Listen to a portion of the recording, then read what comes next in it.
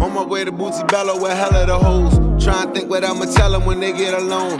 I'm a glutton for women I shouldn't yearn for. Shouldn't be tempted, but baby, I like to hurt. Or maybe cause I was searching, I found me the perfect person. But me and her didn't work out, she buried what you work for. And I carry the bitterness of a cola nut. Now, Jerry and shit, my parents never showed mine. Welcome. I want to welcome you to yet another episode of the Unpopular Podcast. It's your boy Jalen. And I know you're probably wondering why are you dropping this on on Thursday. First of all, I was out of town Tuesday and Wednesday, and I didn't want to drop a podcast this week because, as you may or may not know, I have a little OCD about my timing. So I usually drop Tuesdays. If I couldn't drop on Tuesday, I didn't want to do it this week. But then I sat back and thought, this is probably the biggest weekend.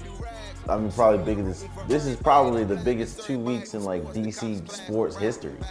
So I had to drop the podcast. But again, this is the Unpopular Podcast. It's your boy Jalen, and I appreciate you guys listening. I'm gonna start off with the biggest. The Mystics won. The Mystics won the first ever WNBA Championship behind Elena Delle Donne, Emma Meesseman, Chrissy Tolliver winning her second, actually. So, it was, I was watching it, and first of all, shouts out to the Connecticut Sun for doing, a hell of a series. But when I was watching it, I was like, yo, I remember talking. I had a couple people on a while ago. My man Rob, I think Langston and Jarrell on. We were talking about DC sports, and we all said that we think the Mystics will be the next team out of DC to ever win a championship. We didn't know when, but we did see the trajectory of the team. We saw, Elena Delle Donne was doing her thing. She just dealt with injuries a lot. We saw some of the moves that they were making, and we thought it was going to be them. We didn't know when, but we thought it was going to be them. And, watching it, it was just like a surreal moment, man. Now, I know people say, hey, but it's women's basketball. Who cares about women's basketball? A lot of people care about women's basketball, first of all. Second of all, it's DC sports, man. Whether if you don't care about women's basketball or not, that's on you. That's your prerogative. You do your thing. But I wouldn't look at it as women's sports as much as I would look at it as this is DC sports. Nobody talks about the Washington Valor winning, even though they only won 3 games that season. But every team is eligible for the playoffs, and they won. Nobody talks about, it's just arena football. No, they say it's DC sports. So at this point, you have the arena football team that won. You have the Capitals that won, I think, 2 years ago. And then you have the Mystics. So don't look at it as female. Look at it as you're supporting DC. You know what I mean? This is the first time in the Mystics franchise history. Not only did they make it to the WNBA Finals, they won it. And again, man, shouts out to them. I was extremely excited. I was watching it, man. I was like, yo, this is about to happen. And when they started pulling away in the fourth quarter, I said, yo, this is it, man. I was excited. I was grinning from cheek to cheek. Man, and the cool thing about it is the Mystics won not because they had the best player, because Elena Delle Donne, while she was the best player, she did win the MVP this season. She was injured. She had 3 herniated discs in her back. Of course, she had the mask, the face mask, and she had knee problems. So she was banged up. But we really won due to depth. When you have Natasha Cloud doing her thing, when you have people coming off the bench to steady the unit, because there were times when I was looking at Natasha Cloud, there were times when I was looking at Chrissy Tolliver like, yo, you're kind of shooting us out this game, dog. What are you doing? And then, you know, you have Emma Meeson coming off the bench to calm things down. You have, what's her name? Ariel Powers comes off the bench to calm things down. Ariel Atkins was really good. Like there was everybody came together at the right time. Even Shatoria Walker did really well. So, you know, when you talk about and you look at the Mystics, it was just a surreal moment, surreal season. So again, shouts out to the Mystics, and hopefully we get to run it back. Like I said, a lot of the players are returning, and the depth that we had last year, we will have depth that we had this year, we will have next year. So again, hopefully we run it back. But shouts out to the Washington Mystics for winning their first WNBA championship. And sticking with DC sports, we can move on to the MLB and the Washington Nationals, who right now are awaiting the winner of the Yankees and the Astros to play in the World Series. You know, what a time to be alive, man, because you can look around, like, I was looking, we kind of dominated not only did we dominated the Dodgers, and we kind of dominated the St. Louis Cardinals, especially with our pitching. Now, a lot of things have been said about our historically bad bullpen. You know, they talk about all the players that, you know, aren't really contributing, this, that, and the third. We still don't, like in the playoffs, we still don't have a strong bullpen. I do understand that. But what I do know is right now we have a historically great pitching lineup, from Corbin to Strasburg to Matt Scherzer. We have been playing or pitching historically good, by the way. So, you know, watching the Nationals, I was watching the last game, you know, game 4 of the NLCS. And I looked at the score, it was 0-0. I said, all right, cool. Let me run to the store. Let me run to 7-Eleven, go get me a green tea and come back. I come back. Now, granted, 7-Eleven is literally 3 minutes away driving, a 3-minute drive. Run in, get some green tea, come back.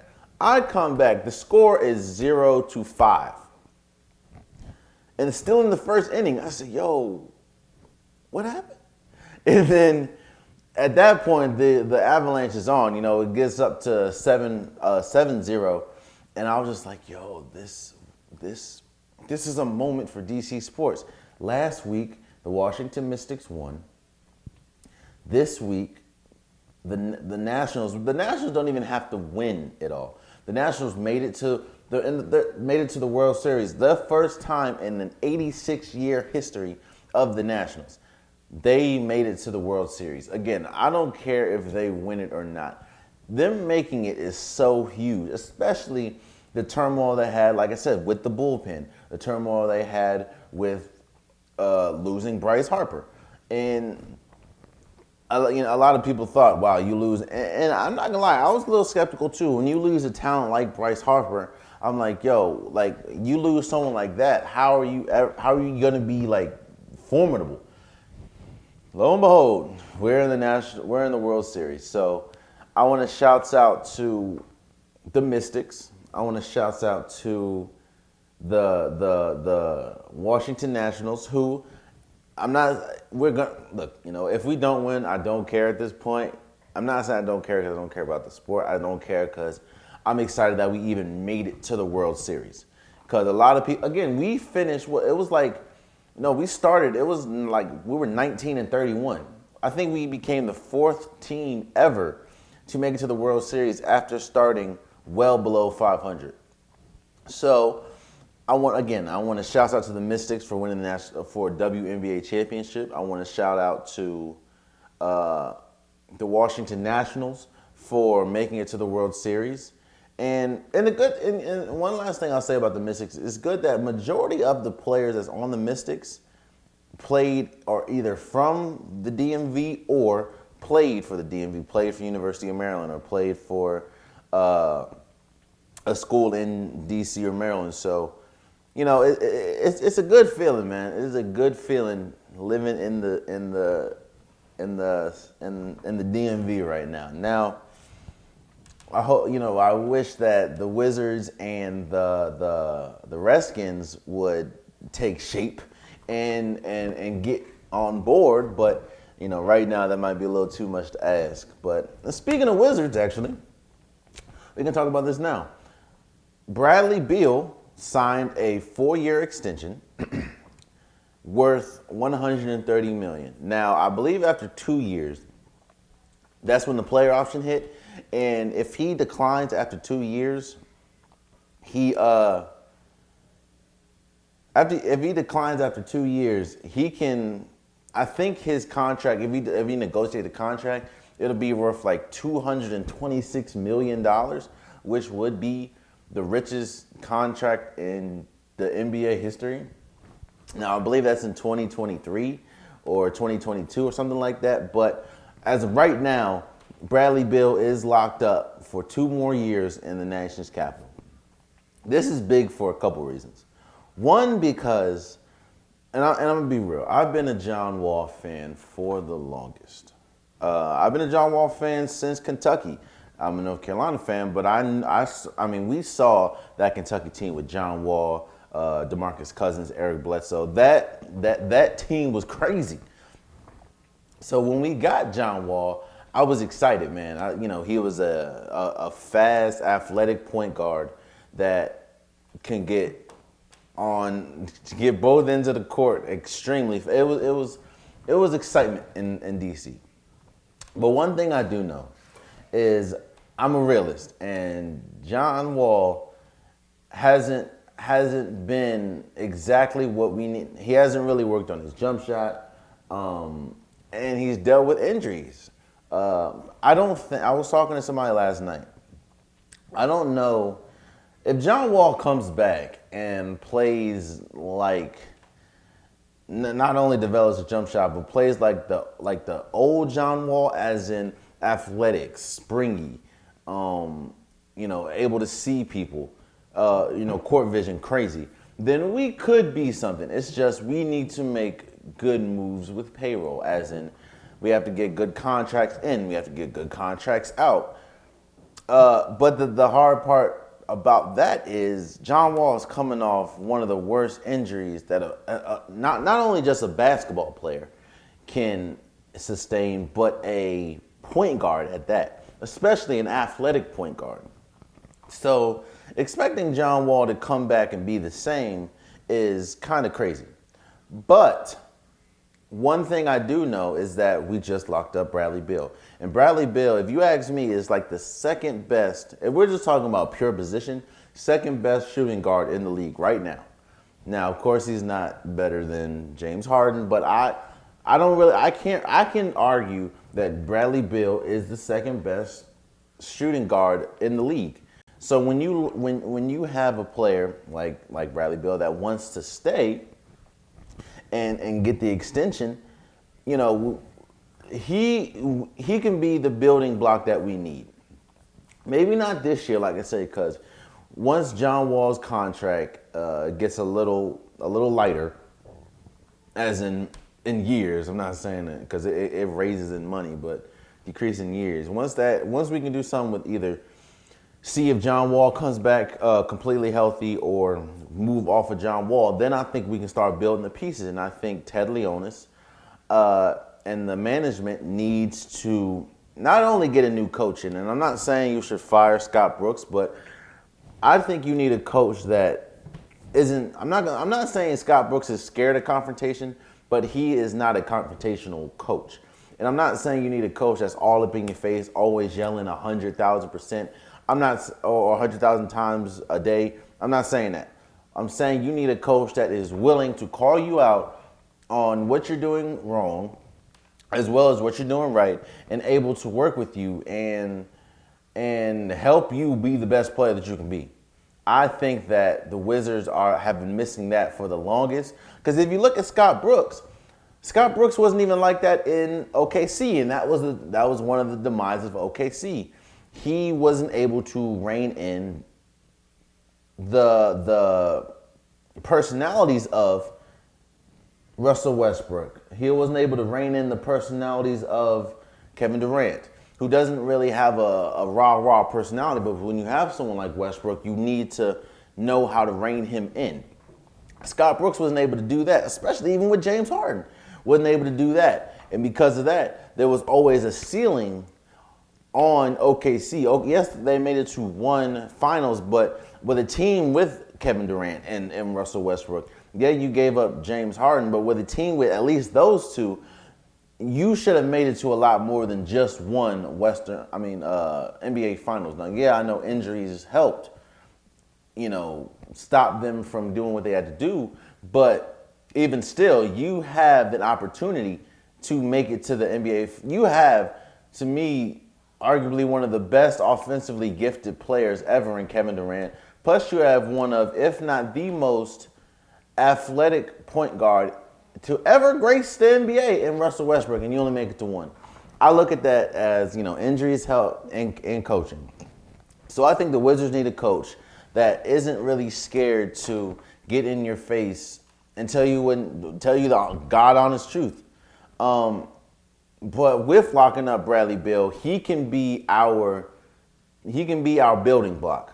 Rui Hachimura, he looks pretty good, or he looked good in the preseason and in the FIBA tournament. So we'll see how he develops in the NBA. But now that you're at Bradley Beal, see what we can work with, see what we can do. We need to make some, we can't extend. I think the reason why Bradley Beal didn't sign the extension at first, because not only did he want to see how the season went, but he wanted to know that management is doing everything in their power to win, or at least to get better. Especially with the East being down this year again, I can only count really maybe 2 or 3 teams that are locks in the playoffs right now. With the East being down, I'm not saying it's wide open to win it, but at least it's wide open to make it to the playoffs.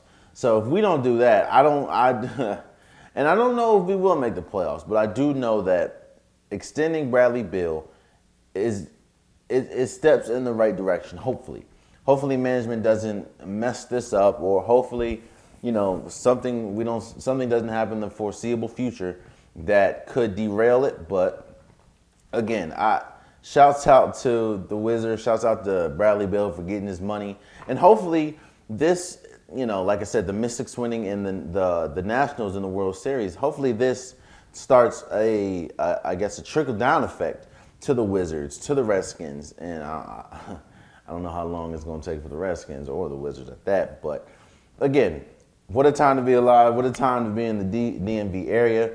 Shouts out to that. And before I move on to football, one topic I want to talk about that I have not seen a lot of people talk about, which is very unfortunate and it's not confusing because I kind of understand. But Simone Biles became, and I also want to talk about this now because I don't want it to get buried in the episode. I don't want to just talk about it last. Some people might not stay till the end. No. Simone Biles became the all-time leader in medals, surpassing, I believe, Michael Phelps. And actually, I think she's a lot more than Michael Phelps. But she became the all-time leader in Olympic medals. And people were upset with her because she smelled her roses. She was like, yes, I'm a great player. I train really hard. I do what I have to do. I practice, and with me practicing, I am built for this moment. And a lot of people, have, you have to be humble, and you have to be this, that, and the third. Look, Simone Biles is an African American woman, and quiet as kept, she is one of the most dominant athletes of all time. When we talk about athletes, a lot of people forget how dominant. Not forget. When we're talking about the most dominant athletes ever, a lot of people like to leave out Serena Williams, who is pretty much still even after she had a kid. She loses in a couple of finals back to back. She's still the face of women's tennis because how much she dominated it her entire career. When I think of tennis, not even just women's tennis, to me, she's the face of tennis. Not, yeah, you have Roger Federer, you have Novak, you have Nadal, but when I think of tennis, I think of Serena Williams. Just how much she changed it culturally and how much she dominated.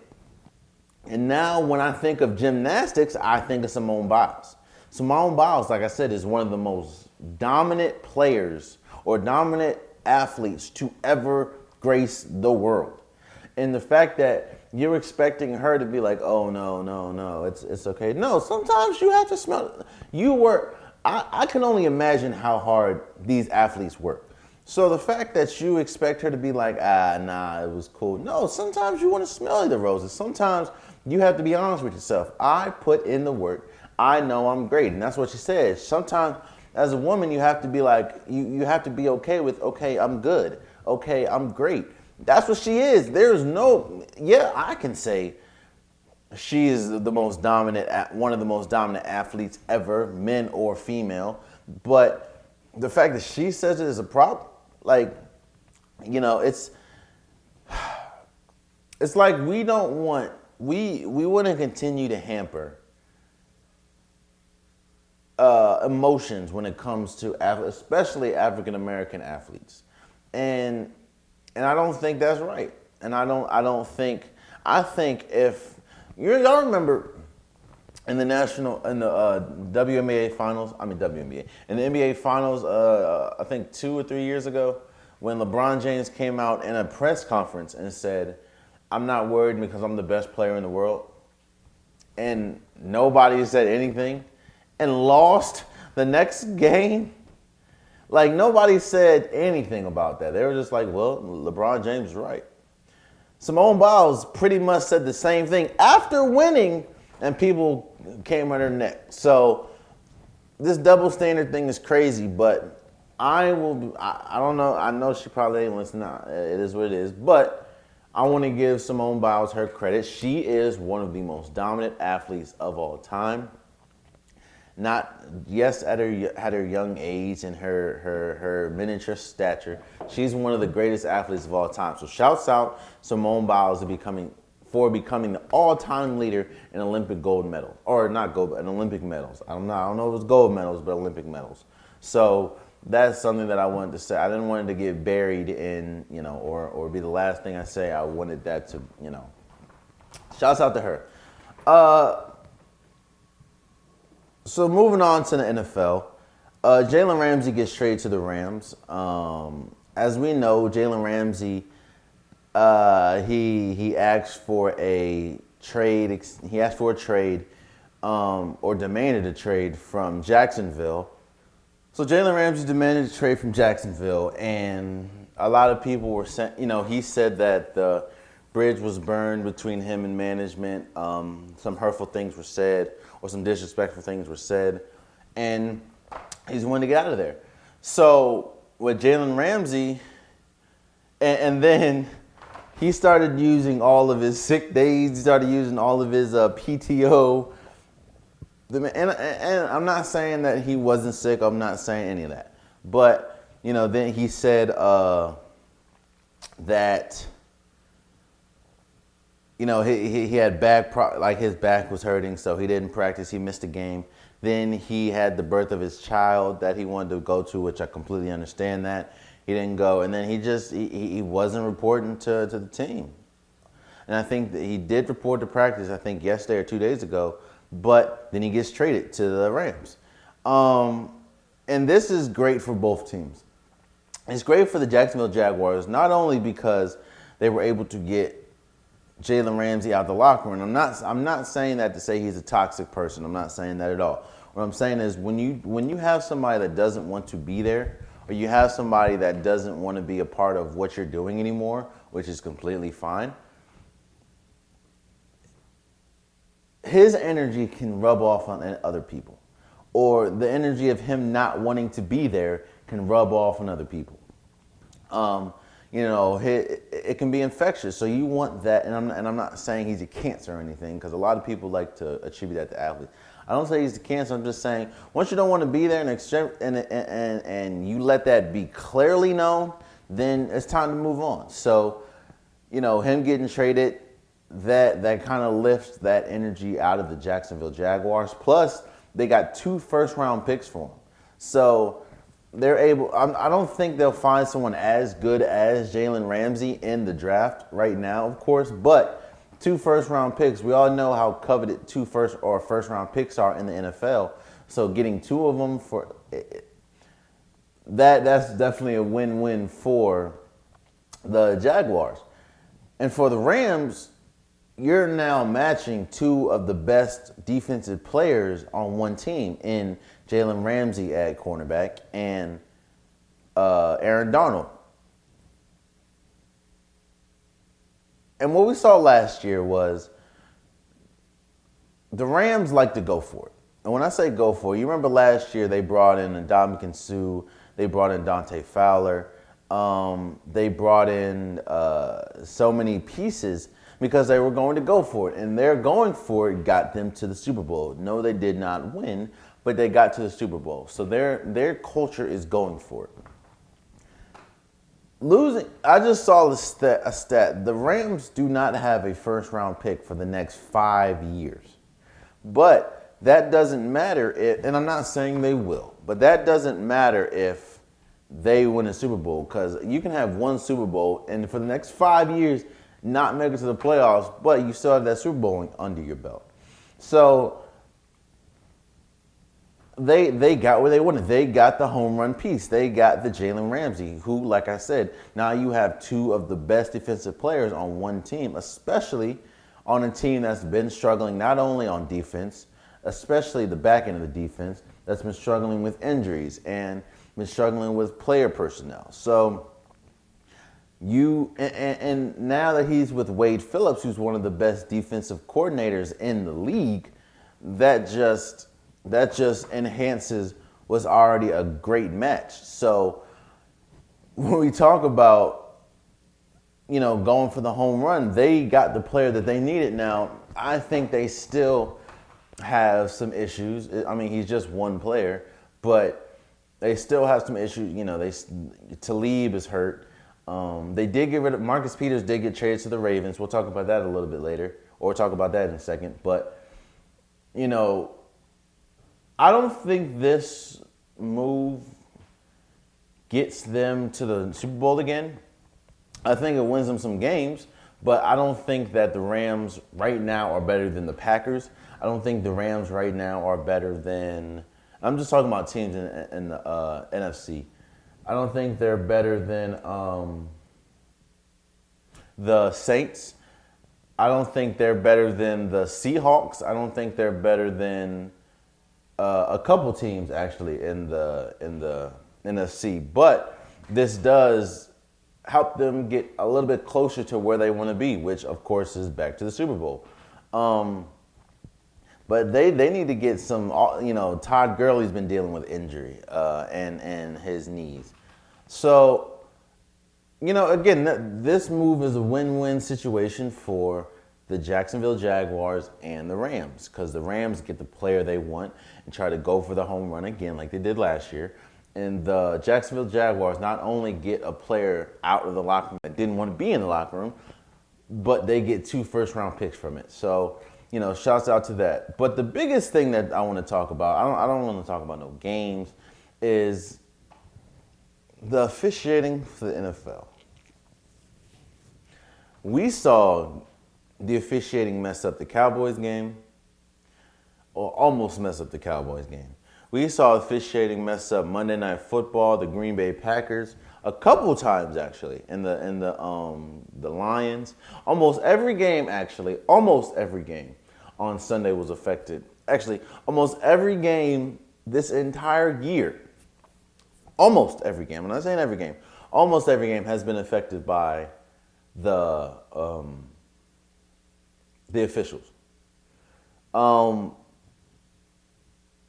not a staunch and avid like, oh my gosh, fire everyone. That's not me. But what I will say is this, NFL. If you care about having or putting out the best product or the most entertaining thing that you can, you don't want that to be hindered by people that's not on the field. And when I say not on the field, you don't want, yes, the refs are on the field, but you don't want somebody other than a player affecting the product.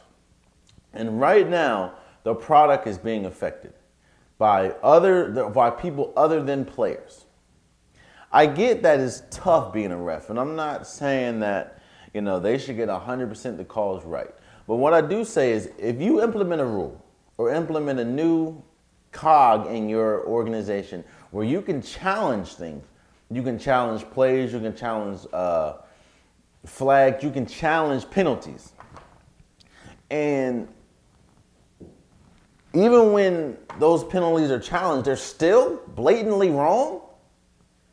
As in, you look in the monitor, you see the replay, you see exactly what we see, yet you still get it wrong. Then you have to start looking, okay, what is going on with our product? Why is our product suffering like this?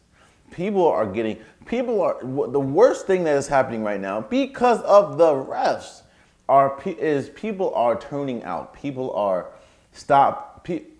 not watching the NFL just because of the refs. And I'm not saying it's everyone, because the NFL is still the most popular sport in the United States. But what I'm saying is people are starting to take notice and starting to step away from your product because of the officials. I don't know. I think this year or 2 years ago was the first time the NFL the first time the NFL finally had full-time officials.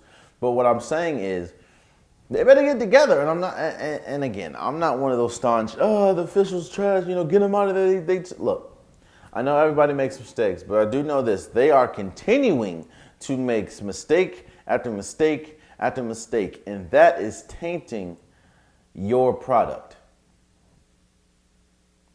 And the worst part is, it happens on the biggest of stages. It happens on Monday Night Football. It happens on Sunday Night Football. It happens on Thursday Night Football.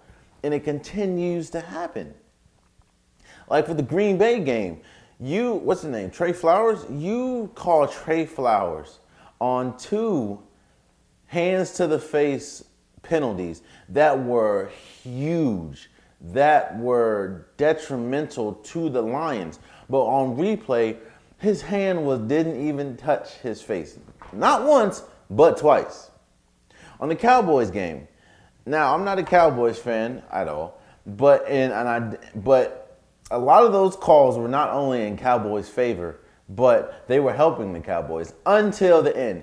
And the one call that was blatantly missed was the pass interference on the 2-point conversion for the Cowboys.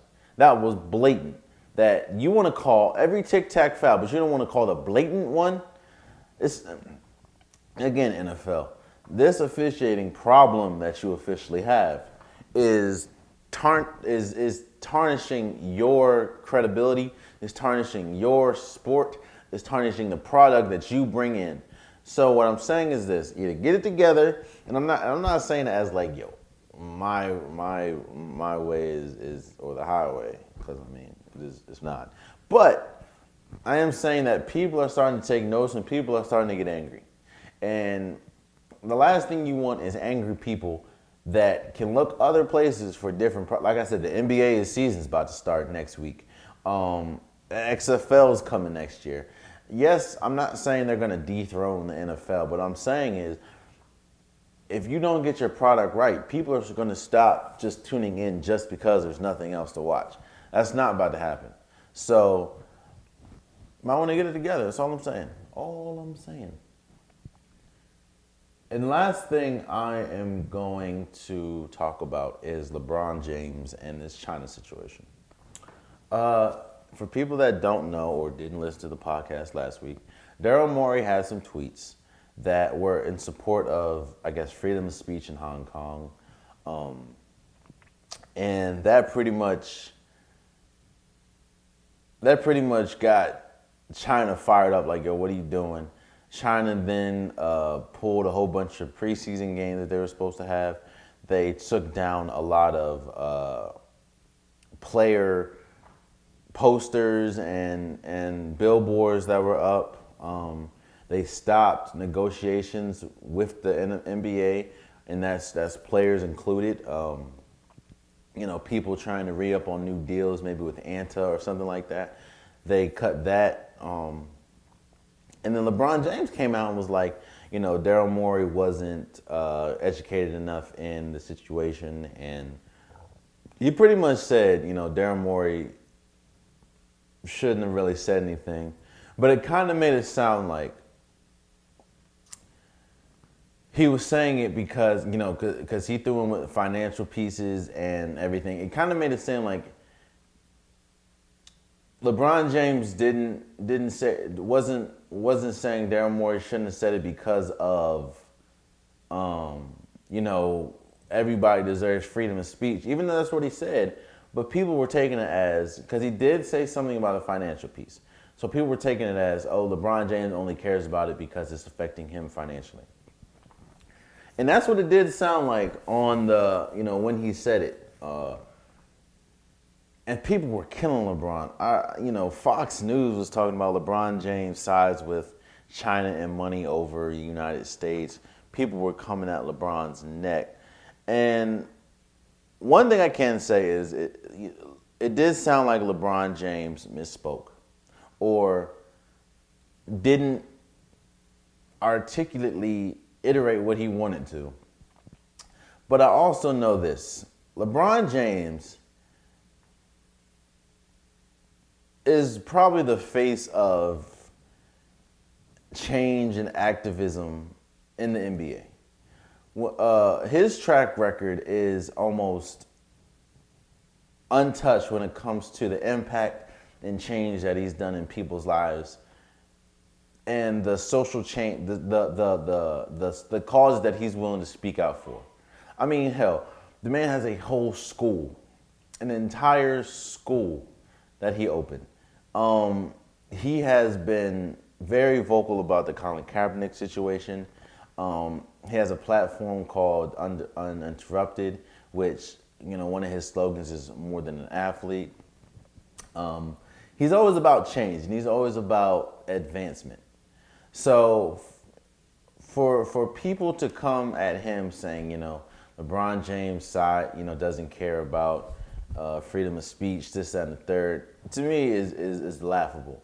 Now, yes, I do think LeBron James misspoke. I do think LeBron James could have worded some things differently. I do think it does look like, it sounded like LeBron James was talking about financial pieces or financial gains and losses, which is not what you want to talk about. But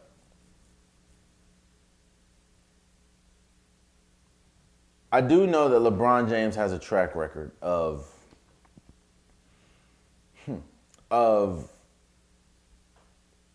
activism. So to question LeBron James's stance on freedom of speech and stance on people empowerment is laughable to me. Now, one thing, and the second thing I want to talk about, and LeBron James is right. He didn't really say it, but he kind of. So Adam Silver had a meeting with some of the top players in the NBA when they were over in China. Probably LeBron James, Kyrie Irving. I don't know if they were in the meeting, but I did know they did say they had a meeting with top prominent players. And they were saying, yo, why do we have to speak for someone or speak for a topic or an issue that had nothing to do with us. As in, Daryl Morey was the one that sent the tweet. Why is Daryl Morey not in front of this? Why are you leaving it to the players to step in front of this and speak on this? And it makes sense to me because, again, if LeBron James didn't tweet it, if Kyrie didn't tweet it, if Kevin Durant didn't tweet it, why are they forced to talk about it? And Adam Silver kind of shut that down like, yo, I let you talk about police reform. I let you talk about this, that, and the third. You know, you're not gonna talk about it. So I do want to, like, Daryl Morey should be the face. I'm not saying, and I said this last episode, I'm not saying Daryl Morey should be fired. But what I am saying is Daryl Morey should be the one fielding all these questions, doing all these interviews, because he is costing the NBA tens of millions of dollars, especially if China ceases partnership with the NBA. Not only does that affect the NBA, but that affects players that affects LeBron James, that affects Stephen Curry, that affects so many people in the NBA, but yet Daryl Morey hasn't said anything. And I'm not saying someone should be fired, but I will say this. If a player did that, and a player was the one that affected the NBA's money like this, and affected multiple players' money like this, they would be out the league. I will say that. If it was a player that caused all this turmoil for the NBA and China, they would be out the league. So keep that same energy when we're dealing and talking about someone like Daryl Morey. Again, I'm not saying he should be fired, but what I will say is the only time I heard Daryl Morey talk about this after it was a tweet. And to me, that's unacceptable. You should get in front of it because you were the one that caused all this. It shouldn't be LeBron James having to say what he has to say. It shouldn't be any player's any player's obligation to say it. It should be the person that did it. So Daryl Morey, say what you got to say, fix it, because you're the one that is costing the NBA and a lot of these players millions upon millions of dollars. And there you have it. That has been this week's episode of the Unpopular Podcast. I want to thank you guys for listening. What a time to be alive in the DMV. Let's go Nats. We're still, again, waiting on the winner of the Yankees and the Astros. I kind of want to see the Yankees more than the Astros because the Astros, they're loaded at almost every position. So, again, shouts out to the Nationals. Shouts out to the Washington Mystics for winning the WNBA Championship. I want to thank you guys again for listening. And until next week, much love. Heaven only knows. Heaven only knows. Heaven only knows. Heaven only knows. Yeah. Heaven only knows. Heaven only knows. Heaven only knows. Heaven only knows. Heaven only knows. Heaven only knows. Heaven only knows. Heaven only knows.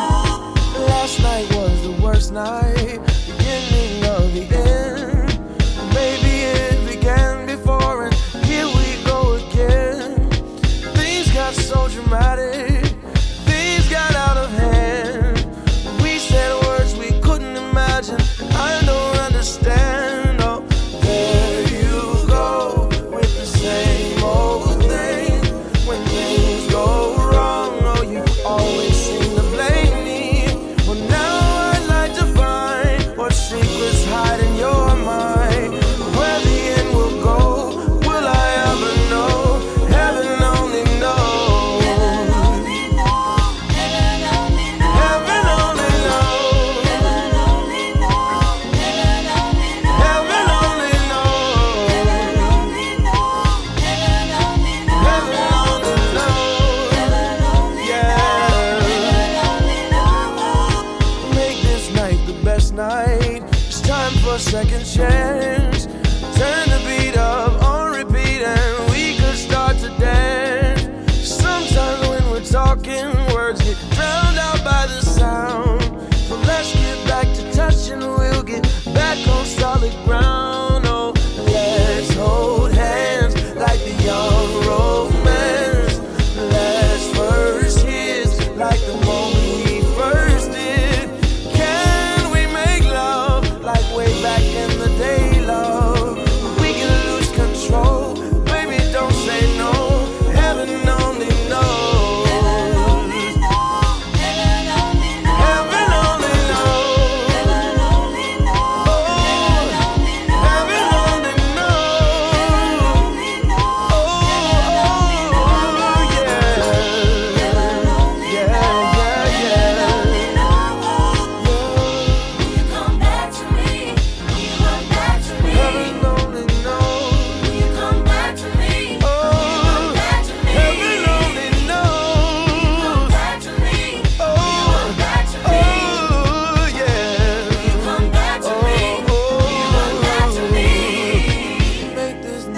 last night. It's time for a second chance. Turn the beat up on repeat and we could start to dance. Oh, oh, yeah, yeah, yeah, yeah, yeah.